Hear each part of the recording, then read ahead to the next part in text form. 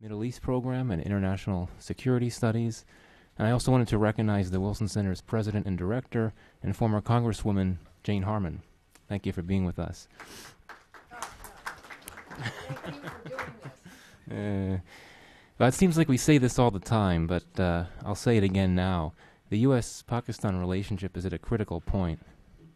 There's a parliamentary debate going on in Pakistan about how to realign relations with Washington, and the U.S. is desperate to forge some level of cooperation with Islamabad to help move toward an endgame in Afghanistan. These two countries agree on very little, yet they manage to keep their relationship hanging by what often seems to be an increasingly thinner thread. There are few people better placed to talk about the state of this relationship and where it's headed than Zahid Hussain. Zahid is the Wilson Center's current Pakistan scholar, the 8th such scholar the center has had. The Wilson Center is very grateful to the Fellowship Fund for Pakistan, which is a Karachi-based charitable organization, for enabling us to hold the Pakistan Scholar Competition and to host people of Zahid's caliber. So it's been a real pleasure to have had him with us this year. You should have his bio in front of you, so I'll introduce him very briefly. Most of you know him or know of him. He's an award-winning journalist and writer. He's a correspondent for the Wall Street Journal and the Times of London. He's been involved with the very impressive Pakistani magazine Newsline. He's also covered Afghanistan and Pakistan for Newsweek, the AP, and The Economist. He's the author of two very important, very excellent books, The Scorpion's Tale, The Relentless Rise of Islamic Militants in Pakistan and How It Threatens America, and then before that, Frontline Pakistan, The Struggle with Militant Islam. So with that, I'll let Zahid take over. Thank you, Michael, and thank you, Asia Center, for allowing me to speak on this subject. Well, 3 marriages and 2 divorces. That's how the 6 decades of Pakistan-U.S. relationship is often described. What's going to happen in the third marriage? Will it survive or will it break down again? For over 5 months, the relations between the two countries are on freeze. They are in process of redefining the relationship after several incidents in 2011, which brought the situation to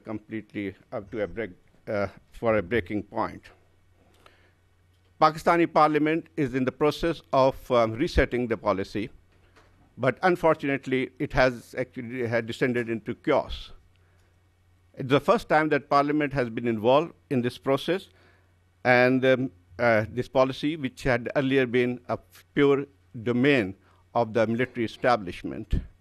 But the problem is that Pakistan, at this point of time, is also going through soon be going through an election. This is an election period, and no party, including the government, would like to take any responsibility of defining the relationship at this point of time, as particularly as the anti-American sentiment are at the highest point at this point of time. So what we have witnessed in last 2 or 3 weeks, that is like football match going on in the parliament, and each one is actually throwing the ball to the other side. And with the result that we have not been able to reach any decisions, and most probably it will the situation will not going to be normalized soon. In fact, actually, over the last 2 or 3 weeks, what we have seen is that Pakistan has hardened its position. What was supposed to be starting as some kind of redefining the relationship, and also actually to put on the right track. Now it has basically become a kind of transactional relationship where there's much more linkages now than it was expected. If you might have heard about this latest linkage, which Pakistani Parliamentary Committee has suggested, is that the NATO supply lines, which is very critical for the United States, as that is the process of winding down the war in Afghanistan, it has not linked with the U.S. stopping of drone strikes. The problem is that, well, actually, this may become a major blocking point, and I don't think that the United States is in a position at this point of time to decide that to stop drone strike, because it seems that it's one of the major planks in its counterinsurgency plan. So why this redefining was necessary? It was because in 2011, 4 major incidents happened, and that brought this relationship to a complete breakdown. It was already a tension-ridden relationship for the last 5 or 6 years, but those 4 incidents has brought the whole relationship to a halt. First, it was in January when the first indication that the relationship was set to deteriorate. Once more was in January when this Raymond Davis incident happened. Some of you might have known about it. I'm not going into detail of that, but it was Raymond Davis was a contractor working for the CIA, and he was involved in a shootout in Lahore, which is Pakistan's one of the major cities of Pakistan, and and killed 2 people. That actually created a lot of tension between the 2 countries, as the United States demanded that he had an immunity, diplomatic immunity, but denied by Pakistan, with the result actually that it became a public spectacle, and that fueled the American anti-Americanism, which already existed. This problem was resolved at the end after blood money was paid, but it left a huge a gap between the 2 countries, and also actually for Pakistan, it was some kind of proof that the United States is trying to develop a parallel CIA network in the country, and obviously it strained the relationship between CIA and ISI. These 2 organizations, which we all know, had cooperated and were responsible for the biggest covert war in the history in the 1980s against the Soviet Union. So, and they were actually collaborating in Afghanistan too. But that incident has brought this relationship between the 2 agencies to a complete breakdown, and the suspicion had widened. Pakistan demanded that United States should let know who are the covert operators there. And there was a huge controversy over that, how many CIA agents have been working without the information, without the knowledge of Pakistani government. Then soon after that, another incident happened, and that was the raid on the Osama bin Laden hideout in Abbottabad, which is basically a garrison town, and also the home for Pakistan's main military academy. It happened in May, on May the 2nd, and basically the raid had happened without the information and without the knowledge of Pakistani government. That created a huge problem. Initially, Pakistan government is very interesting. Initially, Pakistan government has hailed this action and has also tried to take the responsibility of, or basically claim that they had been cooperating with the United States on this issue. But later on, with the public sentiments getting much worse, actually, they backtracked on that, and that has created a lot of tension between the 2 militaries. Because we see actually over the last 60 years, one thing about Pakistan and American relationship is that whatever happened, the military-to-military relationship has never completely been severed. It did exist with some problems, but that was the point when this military-to-military relationship also actually came to a breaking point. First thing is that it was a source of humiliation for Pakistani military. The question came why and how Osama bin Laden could hide in that place, which is supposed to be a high security zone. And that is also gave this, that increased the distrust between the two countries, because the United States officials started asking why and how could he have lived there without the knowledge of Pakistani official, whether the Pakistani official knew about it or not. And that has created particularly in the military, the anti-American sentiments went very high. I witnessed a meeting at National Defense University in Islamabad, where General Kiani was speaking. It was about 4 days after the incident. And I could see for 4 hours he was grilled by by Pakistani official, most of them middle level, and for 4 hours he was trying to defend himself and defend why he was supporting the United States for that long. One I still remember his words. Actually, I had spent a lot on this relationship, and I know your sentiments, but still it is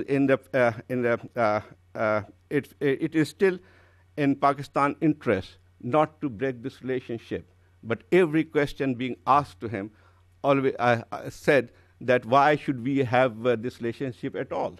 So the thing is that the impact of that incident was massive. But and after that, something else happened. On September 2011, American a convoy of American soldiers was attacked by a suicide bomber. 77 American soldiers were injured, and there was an allegation that ISI has failed to stop that truck, which started from Miran Shah. And that basically, again, that reflected a huge distrust between the two countries. In fact, actually, and 3 days later, and another attack took place in the Kabul high security zone, and that was the American embassy. In fact, actually came under the attack. It was the first time in 10 years that such a high security zone was targeted, and the militants have come to that even so near to the American embassy. And all the suspicion was pointed to the Haqqani network. And in fact, actually, 2 weeks later, after that, Admiral Mullen, in his testimony before the Senate committee, had accused Pakistan of actively backing Haqqani network. In fact, he said that Haqqani network is a veritable arm of the ISI. That again actually brought, already a tension-ridden relationship was actually to a completely a situation where it seemed that it will never be reinstated. And then the final action came on November 26, where the American and NATO gunship attacked a Pakistani border post which is called Salsala. It is in Bajour tribal regency, and is on the border area. 24 Pakistani soldiers were killed. And that actually was brought the situation to a complete halt. In fact, actually, an American investigation showed that it was a mistake of both the countries, but Pakistani military rejected this finding and demanded an unconditional apology from the American officials. American officials did actually not apologize, but certainly regretted the incident. But the situation was, for the first time in 10 years, came to the level where all the relationship was frozen. Pakistan, in retaliation, stopped the NATO supply lines passing through Pakistan. And this is where the 75% of the NATO supplies goes through. And then they also ordered the American officials to vacate Shamsi Air Base, which has been under the use of United States for the last 10 years, and that was also being used for the drone operation. Most of the drones which have been targeting the militant sanctuaries and tribal areas flew from that area. So that through actions Pakistan has taken. And so 5 months have passed now, and it seems that the supply lines has yet to be opened, and I don't think it's going to open soon, or I don't think it will going to open at all. That's a big question mark, because now the opposition, because Pakistan government has taken so long in this to decide about this relationship. In fact, actually, it's fine that Parliament should be involved. But one thing is very important, that the policy should come from the government and not the Parliament. When you leave the policy making process to the Parliament, it ought to happen, because obviously there are various parties which have their own viewpoint about the relationship. And on the top of it, this because of the delay, we have also seen actually that the right-wing political parties have become very active. They have organized themselves into a organization which is called Defense of Pakistan Council. This is largely comprised about 40 organizations, most of the right-wing religious organizations. Now they have been threatening the government that if they threatening to attack the NATO supply line if it was opened by the government. So it has created a huge problem now. But there's still some thaw has taken place last month when President Obama met Pakistan's Prime Minister Yusuf Raza Gilani in the sidelines of Seoul summit, nuclear summit. It was the first high-level contact between the two countries after a very long time. And then actually a few days later, top American officials, including General Allen and General Mattis, visited Islamabad. And that also actually after 5 months gap, the relationship between the two countries have been, some contacts have been made. I'm not saying that the relationship has been restored completely. But now, despite all this little progress, the the relationship cannot be normalized or cannot be re-established completely until the two countries have redefined their relationship. At this point of time, one cannot be sure whether the relationship will be completely re-established or rehabilitated. It will take, but let's see actually what's going to happen. But I'm not very sure, and we're not very optimistic of it is getting back to the even to the post Salsala situation. Now, well, actually, these four incidents might have brought the relationship to a breaking point, but the roots of problem between the two countries is the future of Afghanistan. When Pakistan and United States enter into a new alliance, and soon after 11 September, it was a relationship which basically the two countries have gone into relationship after a gap of 10 years. And that 10 years also was the period when Pakistan was under the sanction of the United States. It was various sanctions, and so the relationship between the two countries before this alliance emerged was at the lowest point. So this relationship started with this burden of history. A burden of history that Pakistani from Pakistan was that the United States walked out from the relationship when the last last Soviet soldier left Afghanistan. And soon after, it was 1989 when the Soviet Union left Afghanistan. And before that, we all know that how closely Pakistan and United States has cooperated. It was the period actually when there was a complete convergence of interest between the two countries. And so that has worked. And well, actually, this is the covert operation between the CIA and ISI, which ultimately led the Soviets. This probably led to the disintegration of the Soviet Union.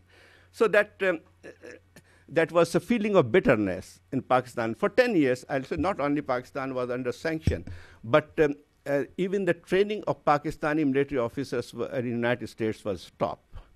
And I think probably that was the biggest damage done to this relationship during that period, and the American officials, senior American officials, have recognized this fact, that that should have been not be done, and it should be amended. Then actually when this relationship came, so there was also some kind of, it happened in the environment of distrust. Because, as I said, actually, for Pakistan, it was a kind of, the bitter memories of 10 years, 1990s, sanctions and everything. And for the United States, they were always looking towards the ISI, what role they are going to play. Because for 10 years, Pakistan and United States has pursued a completely different policy in the region. They were on the opposite side. Pakistan has been supporting the Taliban, while obviously the United States was not happy with this situation. And that was also a period when Pakistan was using militancy as a tool of policy. So that has also created a lot of mistrust of it. And obviously, this was supposed to be ISI-led policy, that militant organizations were propped up to fight Pakistan's proxy war, both in Kashmir and also in Afghanistan. So this is kind of a atmosphere where they restarted their relationship. But that worked very well, actually, for the first 3 or 4 years. Despite all those problems, Pakistan's support for the United States was important, because Pakistan was the only country who had a clear idea what was happening in Afghanistan. I mean, like the ISI was probably the only intelligence organization which has been operating inside Afghanistan throughout that period. So that helped. And with the Pakistan support, Taliban were ousted. Pakistan did provide a lot of intelligence on them. Pakistan also provided logistic support. 3 bases were handed over to United States. From there, they operated war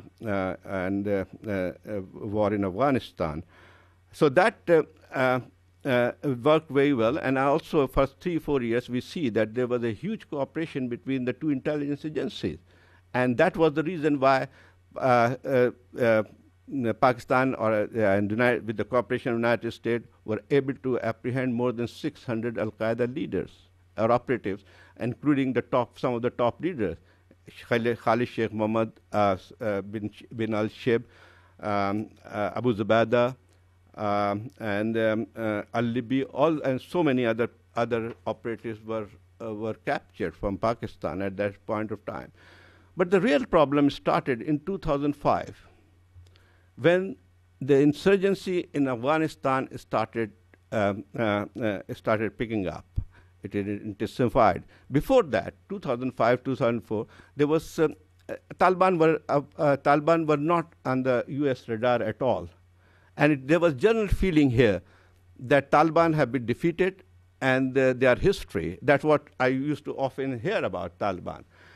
And but 2005, when it all started, then actually this pressure on Pakistan started building up. Pakistan was asked to take action against the Afghan Taliban, who had taken sanctuary not only in the tribal area in western northwest, but also a large number of them actually went to Pakistan's western province of Balochistan. So these are the 2 areas which had become the Taliban sanctuary, and there was general perception that it was Pakistanis, if not actively backing, but tacitly supporting the Taliban, which is basically denied by Pakistan. But that was the period when some kind of friction started building up. But nevertheless, actually, the relationship continued quite well until Musharraf there. The other thing is, during that period also happened that Pakistan itself became a theater of war. The war had come to Pakistan because after Pakistan launched this operation in tribal regions, South and North Waziristan, under pressure from the United States. Those areas then about 100,000 Pakistani troops were deployed, not only on the border area, but also they were involved in active war in the tribal areas. And in some of this operation, Pakistan faced a kind of humiliating setbacks. So that also created a lot of problem for Pakistan. And the second thing happened that to address the situation, Pakistan entered into peace deals several times with the militants to have, but initially there was some kind of understanding with the United States that it could work. But later on it was seen that these peace deals have allowed the Taliban to focus more on Afghanistan. Then another thing happened in 2007. It was when Pakistani military raided this militant mosque in Islamabad, which is called Red Mosque, and some of you might be remembering that. This was right in the heart of Islamabad, which had become the main center of militant activities. When the military raided this hospital, this mosque, it took about 1 week. I remember, for it seemed that Islamabad had become a war zone itself, and at the end, it was actually cleared up from the militants, but with a huge cost. It was about 100 people were killed, and at least 30 of them were soldiers. What happened? The repercussion of this raid was quite important. Before that, the militants may be fighting Pakistani troops in the tribal areas, but they were not actually. They had not actually have targeted the Pakistani military or Pakistani security agency outside the tribal area. So the war was limited to the tribal area. But what happened after 2007? Two things happened. Number one, actually, the militants declared a war on Pakistani government. And not only, but there were messages from Osama bin Laden and Zawahiri asking Pakistani soldiers to rise against the Pakistani military leadership. And after that, from 2007 to 2009, at least 300 suicide bomb attacks took place inside Pakistan. And most of them in the big cities, Rawalpindi, Islamabad, Lahore, Karachi, and nothing was saved. And quite a lot of those attacks targeted the military installations. So, in a way, actually, what happened this period, that the figure, if may correct, according to Pakistani officials, 35,000 Pakistanis have been killed.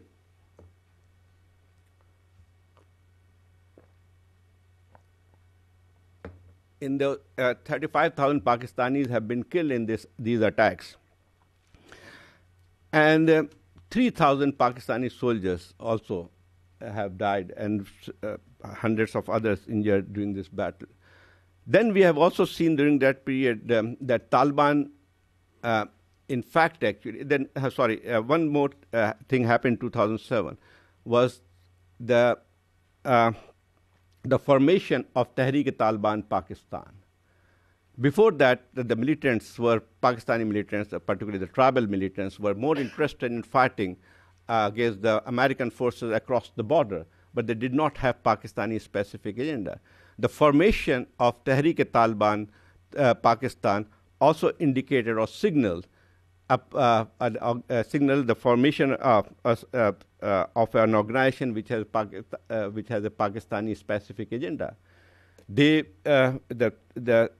what is called this organization, which is called TTP, wanted to establish same kind of Taliban rule as it was in Afghanistan, and they managed to almost take hold of all the 7 tribal areas. They had actually seems to be controlling those areas. Not only tribal areas, but they also had have taken control of many areas, many districts of Northwest Frontier Province, which is now renamed as Khyber Pakhtunkhwa. Swat is one of the districts where the Taliban have had full control and, in fact, has established their rule. Before Pakistani troops went inside, 3 divisions of Pakistani forces had to be sent to clear the Taliban from there. So that was the period when Pakistan itself seems to be under siege. And that also created some kind of it has a both effect. Number one, actually, effect was that, actually, the Afghan war has spilled over inside Pakistan, and there was a feeling that it's a war, it is not Pakistan's war, but Pakistan has become a theater of war, largely because of a war in Afghanistan. But second thing also, actually, that when 2009 happened, the perception of the people also started changing. I mean, and most people who are earlier used to argue that why should Pakistan get involved in this war started thinking, look, actually, the things have come to a head, and it's also endangering Pakistan's own national security. So that was a change of, sentiments also. And when Swat operation started, there were massive public support. In fact, actually, the parliament passed a resolution supporting that operation that did not happen before. And that was a very positive development when about 1 million people who came out from when this operation started, 1 million, and almost entire population of Swat were forced to migrate. And when they came to other areas, they were fully supported by the people of there. So that has started changing, and soon after that, this operation in South Waziristan started taking, and which was one of the most the major operation, because South Waziristan had become the center or headquarter of Tehrik-e-Taliban, not only Tehrik-e-Taliban Pakistan, but also Al-Qaeda. I remember visiting South Waziristan soon after this operation started, and the various compounds, if you see, seems very clearly, I mean, there was a clear indication that they were being used by Al-Qaeda. I saw a passport of Saeed Bhaji there, which Saeed Bhaji was one of the members of the Hamburg cell, which was responsible for the 9/11 terrorist attacks. So it means actually everyone who were involved in terrorist action had in Europe had fled to South Waziristan and was residing. Not only Saeed Bhaji, but also the person who was involved in the Spanish train bombing. His passport was also there. So that way, it was, to some extent, it was a success of Pakistani military that they managed to clear that area. And then actually 2009 was also a time when President Obama has taken over, and there was also change in thinking in the United States. For the first time in 10 years, the two countries were engaged in strategic dialogue, which had never happened before. Then U.S. Congress also approved $7.5 billion aid program under Kerry-Rugal bill. And so that was thinking in Washington that we have to have a long-term relationship with the United States. But unfortunately, what happened in 2011 has thrown everything out. And now we are back to a situation where it seems that it seems very difficult to get back on the same kind of relationship which we had seen developing in 2010. But now it seems that even if we are able to build a transactional relationship, it would be worthwhile. Now, coming to the do you have? Now coming up to the major problem, which is the major conflict in Pakistan. Number one, actually, is all about Afghanistan now. Because when this deadline was announced that by 2014, the U.S. and the NATO forces would withdraw from Afghanistan, at least the combat troops would be withdrawn, that created a huge uncertainty in Pakistan. The thinking was that there was apprehension that the West will leave Afghanistan and if we withdraw without a political settlement, then Afghanistan will go back to the kind of civil war which we had witnessed after 1990 in 1990s, and that was actually was a major problem. And I think that is also the major point of conflict with the United States. What kind of Afghanistan will it be? Pakistan feels that Pakistan will not support any solution in Afghanistan which does not actually which had a hostile government in Afghanistan. And also there is a huge concern about if that India could have a dominant role in Afghanistan when the Western forces are have vacated there. So that is basically kind of apprehension, and Pakistan wants actually some kind of settled political settlement, because it is felt Pakistani military establishment. There is a feeling in the Pakistani military establishment that if the war continues in Afghanistan or instability continues in Afghanistan, it will have a direct bearing on Pakistan, and it will become very difficult for Pakistan to even contain the activities of militant on their side of the border.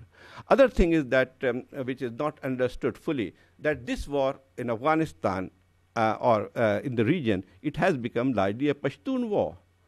Because if we see that in Afghanistan as well as in Pakistan, is the Pashtuns who are fighting against the NATO forces, the Western forces, and on the other side of the border, Pakistani military.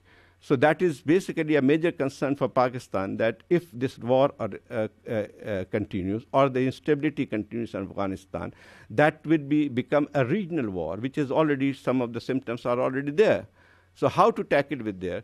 So their point of view that they want some kind of settlement where Pashtuns of Afghanistan should start looking towards Kabul, and Pashtuns from Pakistan should look towards Islamabad, because the biggest nightmare for Pakistani is that if they combine, then obviously the Durand line, for all practical purposes, is does not exist at this point of time, and it has actually weakened over the years.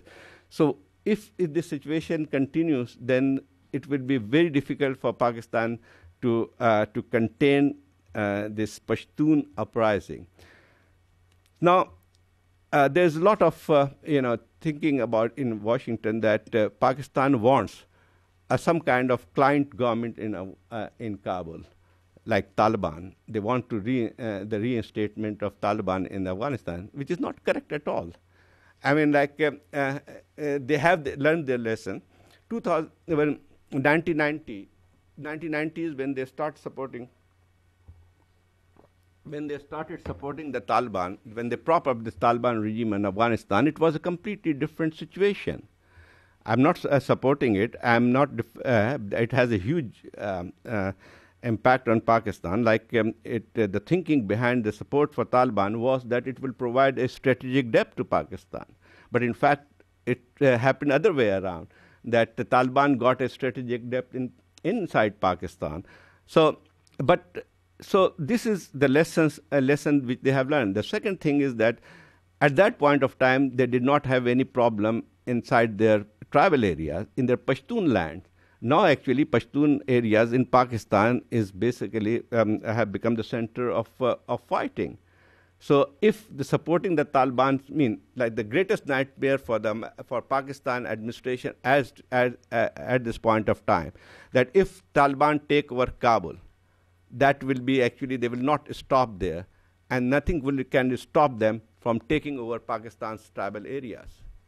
And that is my feeling also, that if Taliban take over, then Pakistan will disintegrate. Not disintegrate entirely, but certainly the part of the Pashtun area will become the part of the bigger thing.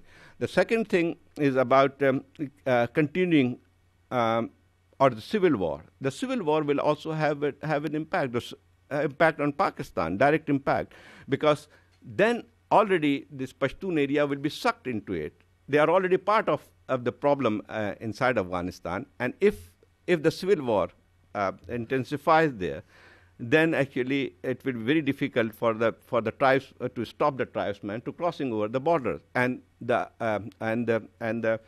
Taliban from the other side taking sanctuary there.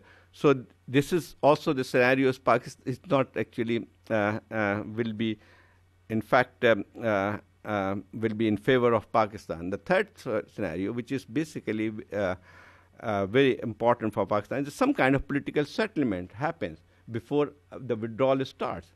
Because if some kind of political settlement happens, and Taliban become a part of the political process there, not necessarily been handed over power to in Afghanistan, but if they become part of the political process, then actually it will be much easier for Pakistan to at least deal with the problem inside Pakistani side. So when we are we see this relationship coming to a complete breakdown, there also, I think, while Afghanistan remains a major point of conflict between the two countries, but there are also a divergence of interests between the two countries on Afghanistan at this point of time. Like three things, and which basically give me hope that this relationship might get back to, if not exactly on the strategic line, but to some kind of transactional line, is that they still have several reasons to avoid complete rupture. The basic thing is the future of Afghanistan again. And on three issues, the two countries, there is divergence, there convergence between the two countries. Number one, some kind of political settlement in Afghanistan, which will allow a orderly withdrawal of NATO forces from the country. The second thing is that return of some kind of stability in Afghanistan, and agreement among the regional and surrounding countries on the guaranteeing the neutrality of Afghanistan. That is basically also in Pakistan's interest, in the United States' interest. The third thing, which is very important, is that not to allow Afghanistan, not to allow the return of Al-Qaeda in Afghanistan and Pakistan. That is basically a major thing, because Al-Qaeda threat is threatening Pakistan's national security more than anything else at this point. Because there's a lot of talk that Al-Qaeda has weakened. By my actually position is very different. My position is on this is that drone strikes may have been effective in eliminating some of the top Al-Qaeda leaders. And most of them are what we call sheikhs, means the old guards of Al-Qaeda. They may have been killed. But what is not seen here is that a new Al-Qaeda is being formed in those areas. And this new Al-Qaeda is basically largely comprising Pakistani militant groups, which have disintegrated in small cells after being outlawed. And they have formed the new Al-Qaeda, which is much more dangerous. Hundreds of Pakistanis, members of the various religious political organizations, also left them, and then they have formed their bases inside the tribal area. So that is an interest of both the countries, not to allow Al-Qaeda to take roots in this country. And I think probably these are three strong reasons why these two countries should continue to cooperate in Afghanistan.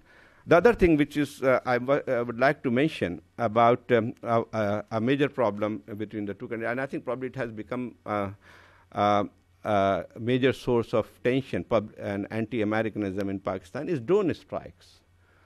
Drone strikes has created much more anti-American sentiment than anything else.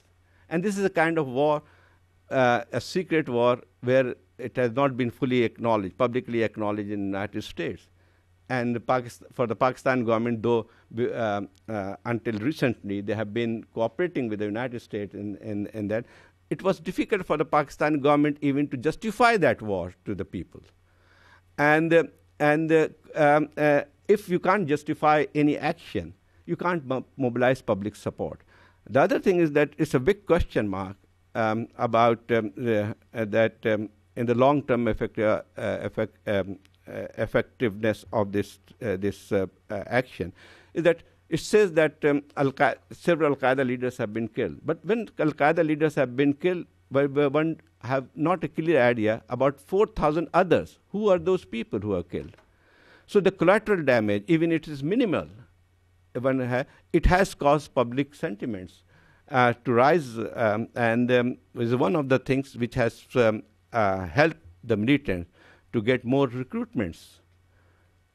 And probably the things have become much more serious as the parliament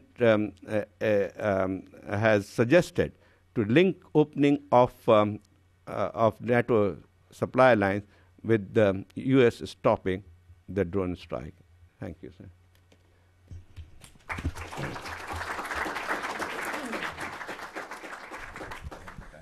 Oh, thank you, Zahid. I think we all can see why we've been so happy and fortunate to have Zahid with us the last year. Well, I imagine there are going to be a lot of questions, and we should have time. But let me just get the discussion started by asking a question about something that really didn't come up too much in your presentation other than in passing, and that's India. There have been some interesting developments in recent weeks involving India. One being the fact, actually this goes back over the last year, India's relations with Pakistan, at least on the diplomatic front, have been relatively good over the last year. You could even argue that that relationship has been better than the U.S.-Pakistan relationship over the last year. Also, separately, there's been a strategic type of relationship concluded between Afghanistan and India. Then, just last week, there was this situation of the U.S. announcing a bounty on information leading to information that could lead to the conviction of a very powerful and infamous militant in Pakistan, Hafiz Saeed. So, in the context of all that and other factors involving India, how would you say that India has played a role, will play a role in U.S.-Pakistan efforts to come to some sort of cooperation or agreement on what needs to be done in Afghanistan? Well, that's a fact, actually, that the relations, Pakistan's relation with India has improved. After 2008, it has the relationship has hit a low. But I'm not saying that it has come back to normal, but certainly there has been a huge improvement. And there's also a suggestion to open Pakistan for trade with India. That is also a very positive development. And that's also a fact that if you see that political parties, they are not talking anymore against India. That has not been issue in Pakistan anymore.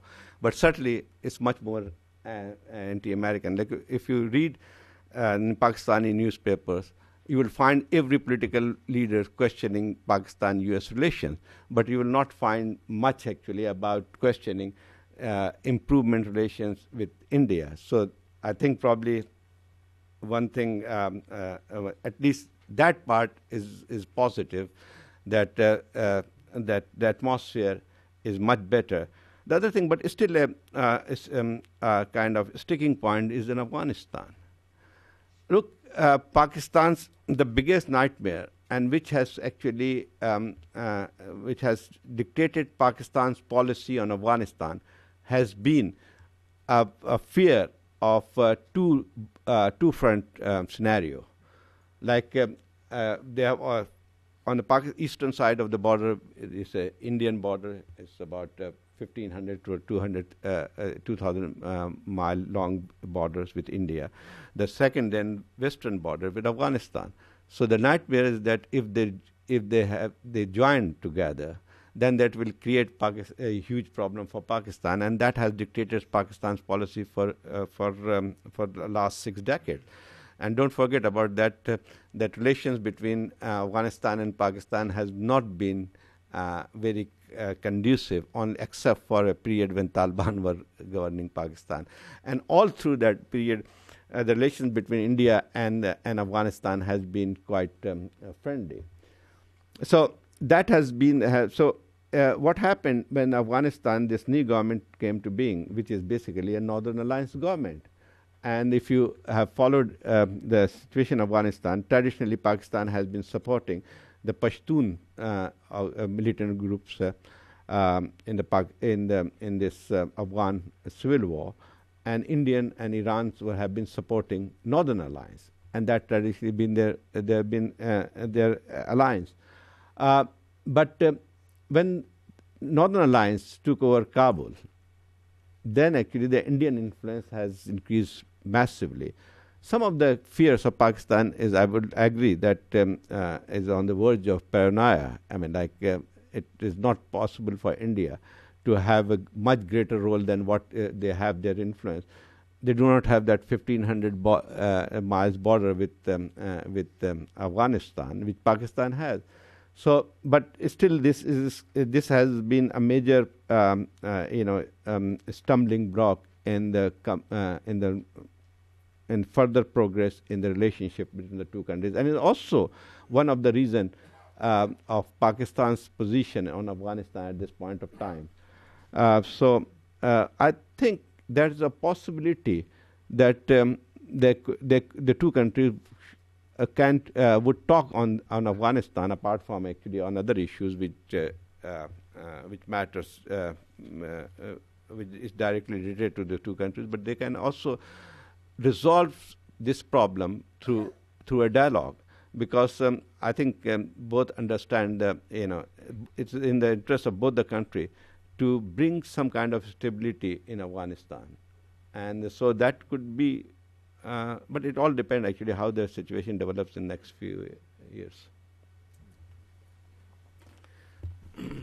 Okay, we're going to hear from you now, and I think we have a microphone. Yes, we do. If you could wait for the microphone to arrive and have your hand up, and please keep your question brief and make it one so that we can hear from many people. Let's start with Kenton right in front of you. I just wanted to talk or ask you a bit more about the drone strike situation. I mean, we kept reading that that Pakistan kind of privately went along with the drones, even though they would publicly condemn them. Are you arguing? Well, first of all, do you think that was in fact the case? And are you now saying that there's absolutely no support in the Pakistani government for these drone strikes? Well, it's true that initially the drone strikes were taking place with the full cooperation of Pakistan. In fact, actually, in most cases, the intelligence was provided by the ISI. But the thing is that the thing started changing after 2010, when they became much more frequent. And in many cases, Pakistan was not informed beforehand. And so that's a thing. The other problem is that the growing public pressure on that. Like the government, even when they were cooperating with the United States on the drones, they could never actually publicly acknowledge it. Now, actually, like for example, before 2009, only 6 drone strikes have taken place, and all of them in full cooperation with Pakistan. After 2009, the frequency had increased tremendously. And in fact, actually, 2010, actually, it was more than 150 attacks. And also, actually, according to various studies, that also led to a lot of collateral damages, which is not being. And there were some other attacks which have taken place, like soon after, a day after, the Raymond Davis issue was resolved. He was freed. A major attack took place which killed 50 people, and they were not militants. So that has created a lot of tension between them. Now I doubt it very much that and that any will like. They may actually reach to some kind of understanding, possibly, that if the attack takes place, should be with the consent of both the countries. But again, actually, this frequency will not be allowed. Let's take a question from the woman in the yellow shirt. Hi, thank you. Kate Phillips-Brassa with the International Rescue Committee. I wanted to raise another issue that didn't come up during your excellent presentation, which is Afghan refugees in Pakistan. This year is also a critical year because the stay of this 1.7 million Afghan refugees expires in December. There's almost, by estimates, double that amount. Some of these people are not registered in Pakistan. With the deteriorating security situation in Afghanistan, there's not a big pull factor for a lot of these people to go back.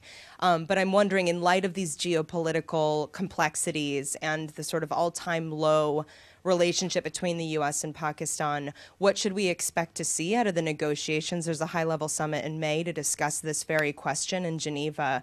What do you think the government of Pakistan's posture will be about extending the ability of these millions of Afghan refugees to stay post-2012? Well, actually, this is one of the issues which has not been, completely ignored. The thing is that the hardly very few refugees had gone back, even after the ouster of Taliban. And the major problem is for Pakistan that still there are 3 million refugees living in, and Pakistan has been demanding that at least they should those refugees camps should be shifted across the border, because these refugees camps have also become a major recruiting ground for the Taliban. And so the problem is that if those refugees camps continue to be in Pakistan, then it's very difficult for Pakistan to stop actually Taliban's recruitment. So in a way, actually, that Pakistan demand has been dismissed. Now, other problem is that there's been talk. Yes, you're right. Actually, by December they will be shifted. I doubt it very much that could happen. And the attempt was made some time back, but lots of refugees who did shift from the other side came back later on. The other problem is if the civil war intensified in Afghanistan, there's a fear that millions more would come to Pakistan. And that is the major problem for Pakistan too, actually, when I was discussing the issues or the problems here. So this is also a major concern for Pakistan, that what will happen and how they can stop it. No one can stop, really, actually, this migration. We all know, actually, there's a completely porous borders. The same people living on the both sides of the border. So, yes, actually, that is one of the major issues which will remain unresolved. I don't think there is any even sign of their being tackled. Bob Hathaway here at the Wilson Center. I want to, Zahid, simply associate myself with Michael's comments about how much we've enjoyed having you here. And also to echo Michael's earlier thanks extended toward the Fellowship Fund for Pakistan, which enables us each year to bring Zahid and several other people in the past and people in the future. We couldn't do this without their support. I want to ask a question, Zahid, but I want to preface that by an unrelated, albeit very brief, comment. You alluded to the narrative, the Pakistani narrative of American abandonment and betrayal, which seems to be not only universally accepted in Pakistan, but also widely accepted here. I've always wondered why it's always American abandonment, when it seems to me that Pakistan walked out on the United States just as much as America walked out on Pakistan in the late 1980s and 1990s. Pakistan knew for years and years about the existence of American legislation that would require a cutoff of an aid relationship if Pakistan persisted in its nuclear weapons program. Pakistan repeatedly said at the very highest levels of government that it was not engaged in a nuclear weapons program. And so I've just never really understood why the narrative that has been largely accepted in both countries simply emphasizes shortcomings on one side. I think, in fact, each country willfully, deliberately, knowingly misled the other. And at some point, I think historians have to return to this issue about exactly what was the cause for the rupture of relationship in 1990. My question really pertains to the phrase transactional relationship.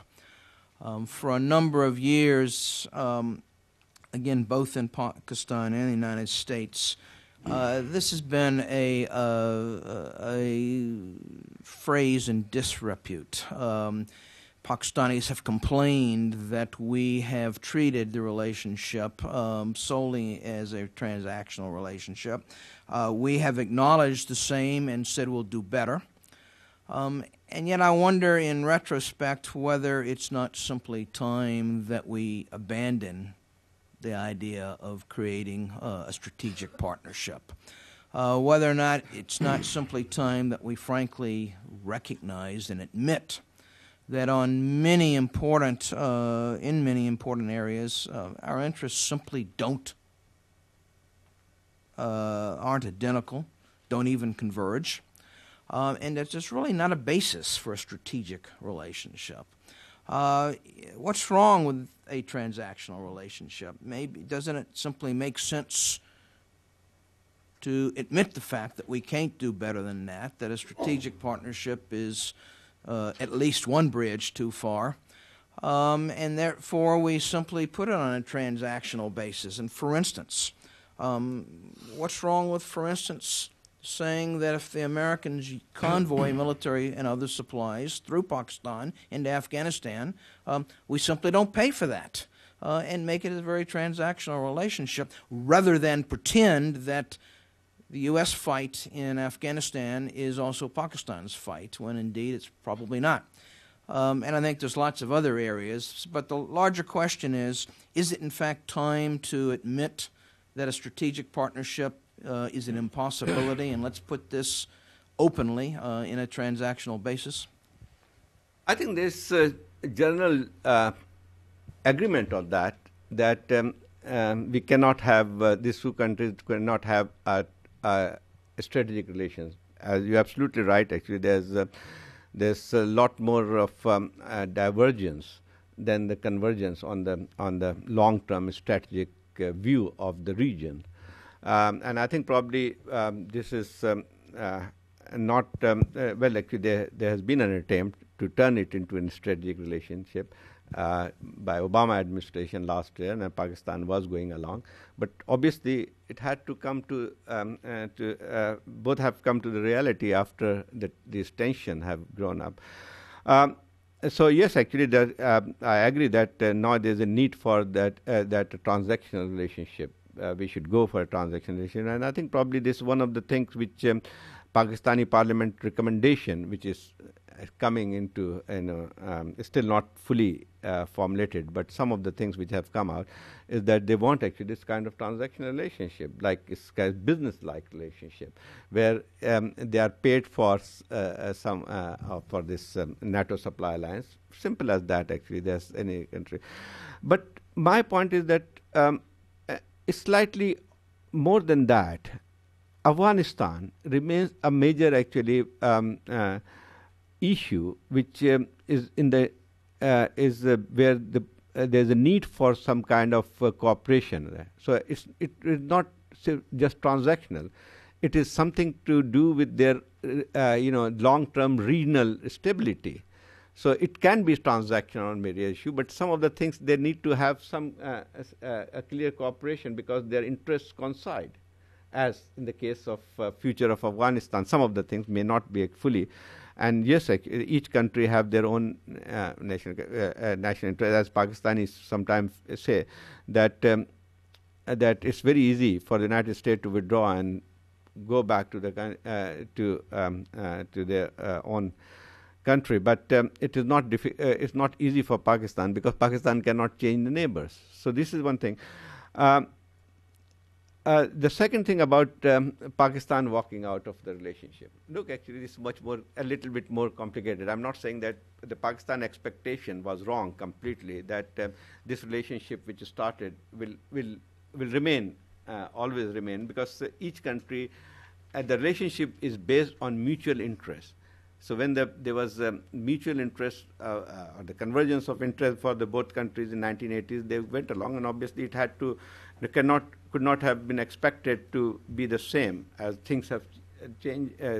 But on the other hand, look, there's a reality like Pakistan, the America did know about Pakistan program, and one of the reasons why Pressler Amendment was introduced to give some kind of protection to Pakistan. In fact, actually, the basis of Pressler Amendment was not but in fact, actually, to allow the U.S. administration to look on the other side or to the Pakistan's nuclear program. Pakistan has developed nuclear capability by before in 1989, in fact, but the U.S. president did give them clearance. Actually, a certificate was issued. So this is what. But basically, the point of time, the time. It is not just Pakistan leaving the relation, Pakistan coming under sanction, but also leaving from the whole region. That's what is much more important. It's not just walking out from the relationship with Pakistan. You may be right, actually, because there should not be an expectation. It has to come to, at some extent, United States would have to take notice of Pakistan's nuclear program. But the major thing is walking out from the region, from Afghanistan. And I think probably that was bigger mistake than that one. And so this is it's not, and generally it's accepted here too. And Secretary Clinton has said many times that it was not correct on the U.S. part, and we will not do it again. So it's not just the narrative which is Pakistan narrative, but also accepted by the United States. I'm going to take two questions consecutively. So Dennis, after you ask your question, pass the mic to the gentleman in front of you. Sure. Thank you very much, Zahid, for such a lucid and comprehensive overview on U.S.-Pac relations. I guess on Bob's point, just before I ask my question, I would tend to agree more with you than with Bob. I think we can do better than, we're down in the basement now in terms of the relationship. We have to straighten up the mill mess. But I think we can do better than this word transactional. That's like you buy somebody and what have you. I don't like the word, and we talk about strategic dialogue, but 15 years ago or something like that, we proudly announced we had one with India. And then I remember there was a table conversation, a dinner party in Delhi. There were about 10 people there. And I asked, well, what does this mean, strategic dialogue? And you got 10 different answers. And then at some point, the Indians, we were playing it up. The Indians turned around and announced publicly, well, they didn't just have a strategic dialogue with the United States. They had it with 12 other countries. And so I think that, this idea was way up there in the clouds. The other is down in the sub-basement. And I think somewhere in between, because of the point that Zahid makes, that our national interests of both countries favor that. And I think there's enough there, if we're honest with each other and stop kidding each other about some things, that we can actually, despite this anti-Americanism in Pakistan, and despite right now Pakistan is toxic here in town, I think we can do some things together, and it's important that we do, especially for the reasons you say in Afghanistan. Yeah. But my question is something else, something you haven't talked about. That's another province of Pakistan, namely Baluchistan. Would you tell us your view, give us your views on what's happening, what the prospects are, problems, etc.? Thank you. Yeah, no, it's an important issue, and I didn't speak because it was not directly related to Pakistan-United States relationship. Baluchistan is an old problem in Pakistan. We have seen 5 insurgencies in Baluchistan since the independence, and each was suppressed brutally by the military operation. Now, this one actually, I think. If somebody asked me the Musharraf's role, and the worst thing Musharraf has done, and probably he should be questioned or even tried for that, was what he did in Balochistan. I think after 1970s insurgency, things were getting normal in Balochistan, largely because the democratic process was there. Balochistan had its own province committee, and some of the nationalist parties have joined that political process. The worst thing Musharraf did actually by killing Akbar Khan Bukti, a former governor of Balochistan and one of the tribal regions, that has triggered yet another insurgency. At this point of time, I think the situation in Balochistan is much more serious than it was at any time. There's alienation, huge alienation, particularly among the educated Balochis.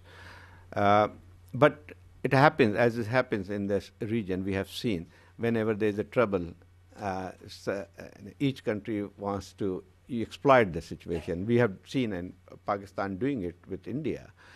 But there's one thing I'm very clear about it, that is a problem which has been created by Pakistan. It has to be resolved politically. It has to be, their grievances has to be addressed.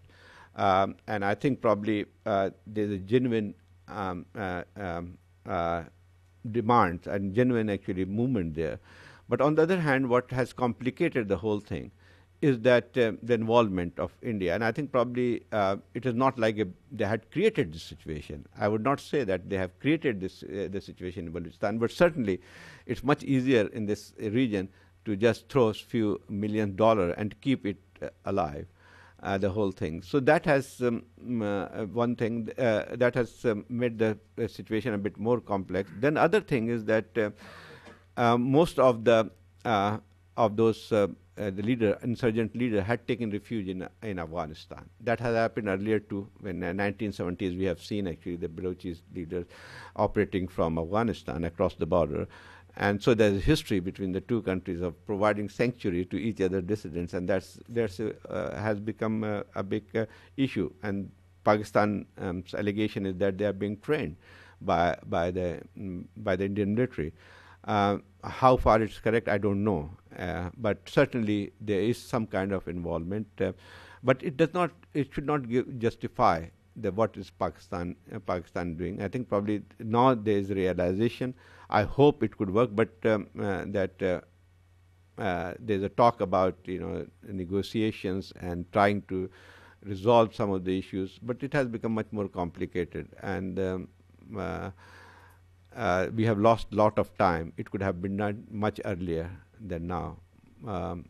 But it's a simmering. But the problem with Balochistan is that it's not going to be like East Pakistan. East Pakistan, Bangladesh, when it was created, it was a middle class movement, and everything was in a way actually that when it was even part of Pakistan, it had a separate entity completely. So it was much easier. I mean, they separated and good for them. But in Balochistan is not going to happen this. And this is much my way of saying that it's kind of bleeding wound which will remain festering. Okay. Let's take the question over here. Thanks. Thanks, Zahid. It was good to have you here this year. Thanks. Just a reminder if everyone can identify themselves. I'm Elizabeth Colton. Zahid, one of the things that I was thinking of, following up on Bob's points, that when you go back through the whole history of the U.S.-Pakistan relationship, in many ways the U.S., I think, sort of in a unique situation with Pakistan, became the scapegoat for Pakistan way back, instead of, say, the British, which might have happened in other countries with their colonial rulers. So the question is, if you look at all of the sort of the blame and the back and forth, it doesn't, like even in the 80s you talk about a good relationship, but it wasn't really a good relationship because the people of Pakistan, did not like it. They saw it as the U.S. completely together with Zia's government. So there was no popular support for the U.S.-Pakistan relationship in the 80s. And then into the 90s, then we had the new thing. I guess my question is, do you think, it seems that there's always something to blame the United States for. Do you think there's ever a point that we'd get to that the United States would not be blamed, say instead of India or any neighbor? That's my question. Well, I agree that it's wrong to blame for America for everything which is happening in Pakistan, and it is sometimes it is like that, and so it is something inbuilt into the relationship. And reading Dennis' book, actually, if you go through that, actually, sometimes it seems that history is being repeated. When it comes to the relationship, some of the things actually which you have written happening in 1950s and 60s, the kind of discussion taking place, I still see some of the things. Like the major problem in Pakistan relationship was that it, like for example, before during the Cold War period, we were very because of Pakistan's situation, geostrategic situation, we were an important part of the Western Bloc at this point against the Soviet Union. Pakistan was 1950s was the member of 3 defense pact. Then later on, but then 1980s we saw a different kind of relationship because of Soviet invasion of Afghanistan. So, but the main thing remained in this relationship was India factor. And almost everything, actually, wherever there was a tension, it is always something to do with India. Like, for example, actually, 1950s, it was all right because India was part of a non-aligned movement, seemed much more inclined toward with the Soviet bloc. So it was not a zero-sum game at that point. It was a clear relationship between the two. But as soon as Indian factor got involved. So we see tension way back 1960s, early 60s, when China, this war, this fighting with the Indo-China war.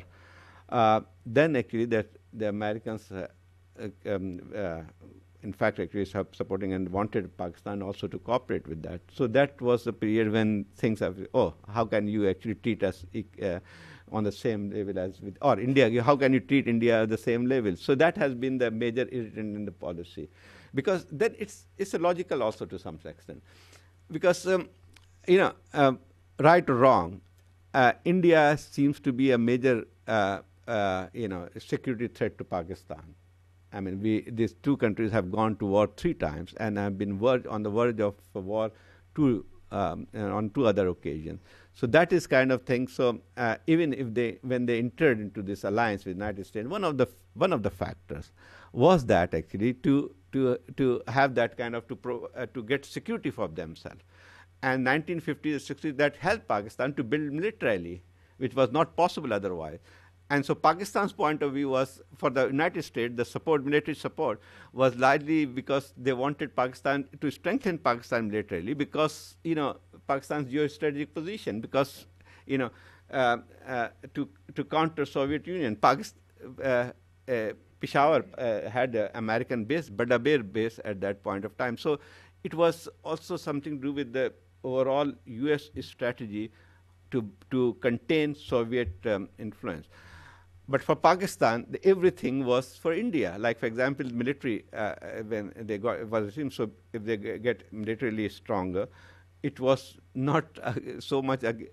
Obviously, one of the factors was to help in containing Soviet Union, no doubt about that. But the major factor for the India, so that has remained. And but this time it was not India factor. When we talk about this tension, the India does not figure much in that. A little bit, yes, but not directly with the American thing. India figures in a way that its influence in Afghanistan, but not in the relationship between U.S. and Pakistan. I've got time for 3 more questions. The first one will come from you, Liz, and then if you could hand the gentleman the mic next to you, if you could ask them consecutively, and then you could respond to both of them. Liz Wishnick, Woodrow Wilson Center. My question is about another neighbor of Pakistan's we haven't brought up yet, and that's China. This China figured into the period of the 1980s when the U.S. and Pakistan are cooperating in the war against Afghanistan. China's on the same side. And then the Chinese government likes to take credit for the post 9/11 bringing in of Pakistan into the war on terrorism. I wonder how you see China now in this volatile mix in the region.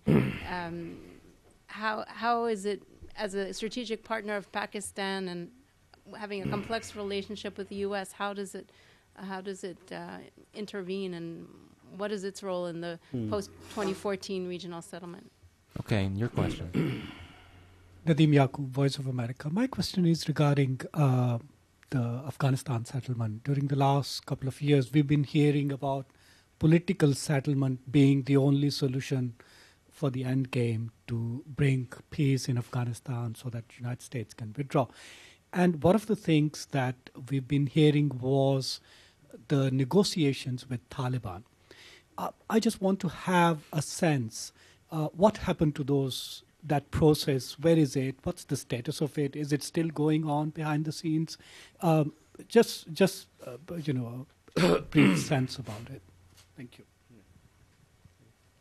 Well, Pakistan did play a huge role in getting United States and China together. Like it was the famous meeting, Kissinger's visit to China, which was facilitated by Pakistan. So initially, when China in 1970s, Pakistan's relations with China was not a problem for United States at all actually. And so there was not any conflict on that. China's relation with Pakistan also actually largely is not because they love Pakistan that much, but because they feel that they have some kind of shared interests in this region. Like, for example, when tension between India and China had been increasing, then Pakistan was important for China to balance that. But and so still, China would like to have this kind of a stable relationship with Pakistan. But obviously, China is much more pragmatic. This policy does not actually, if you look over the years, they have also developed good relations with India. They are China-India trade has gone up to more than around $60 billion per year, which is one of the largest trading partners. Similarly, despite all those problems, this border dispute still remains there. Tibet problem is still there. But they are actually are much more, in a way, cooperating. They both are members of BRICS. And we have seen the cooperation increasing. But on the other hand, China also feels that probably United States trying to build India as a counterweight to China, or basically to contain China influence. So that concern will remain. But saying that, there is also some kind of I will not say that that there's an intention between the two countries, but certainly it has the relationship between Pakistan and China is we cannot see as the same way as it was in 1980s. The things have changed quite a bit. There's also a huge concern in China about this Muslim from Uyghur and other areas being trained in Pakistan. That is a major concern. Pakistan's the rise of militancy in Pakistan, that's also causes a huge concern to China. And as far as I think that's not correct to say that China was a factor in bringing the United States and or actually forcing Pakistan to come to the United States alliance. I don't think that is correct. I think China did not have any role to play at all in this alliance. But as far as Afghanistan is concerned, I think China's policy is very clear. They want stability in Afghanistan. In fact, China is the biggest foreign investor in Afghanistan at this point, $3.5 billion in this copper mine. Then they are also actually investing quite a lot of money in the infrastructure development. So a country does not invest if it is not interested in the stability of the country. So in a way, actually, because of this investment, it will be China's interest to have some kind of stability in Pakistan. China can play a role in this too, actually. But as I said, actually, that some of the interests coincide.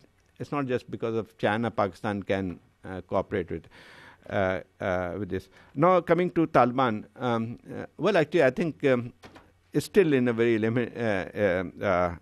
preliminary stages, and I don't think that has progressed much. But some progress has been made. Even opening of Taliban office in Qatar, that's a big I think development which we could not have imagined a few years ago. There are still talks going on, although it has been Taliban have suspended, because it's also something to do with the release of 5 Taliban leaders from Guantanamo Bay. There was understanding that they would be released and shifted to Qatar.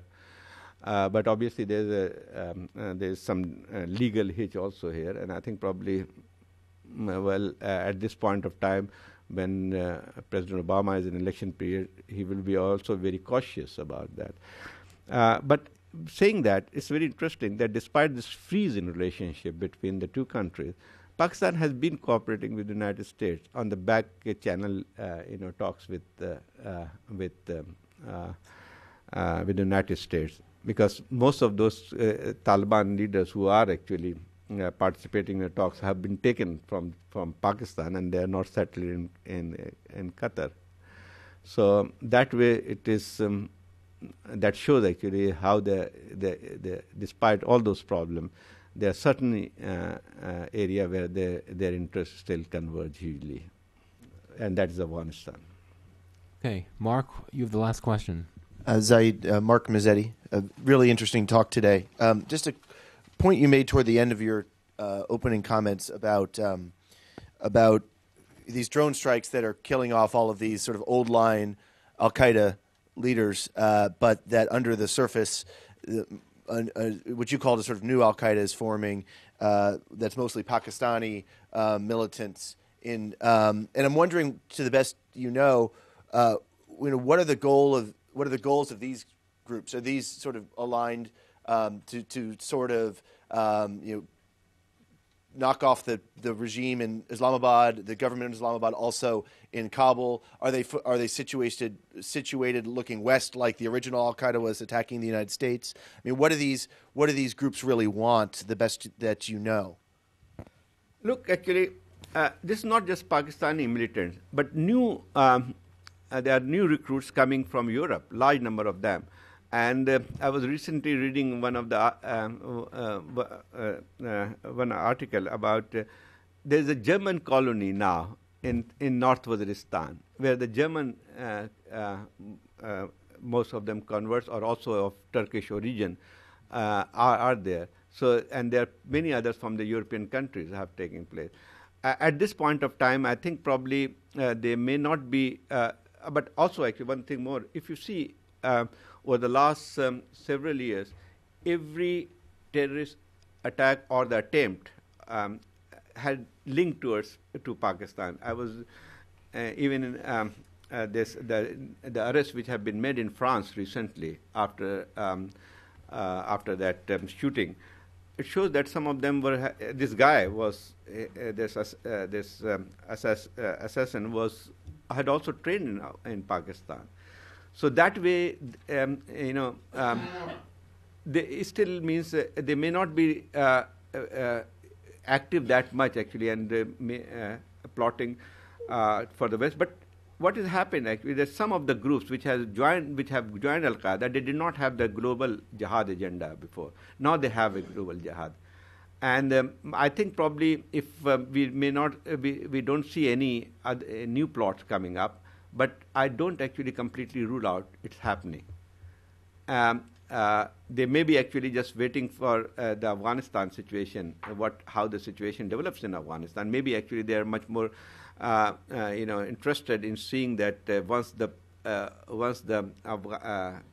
American and NATO troops withdraw from Afghanistan, they might still be thinking that it may give them an opportunity to reestablish themselves. And now, actually, I think probably Afghanistan, but they also actually have a clear agenda for Pakistan. It's no more actually like they were just here taking sanctuary.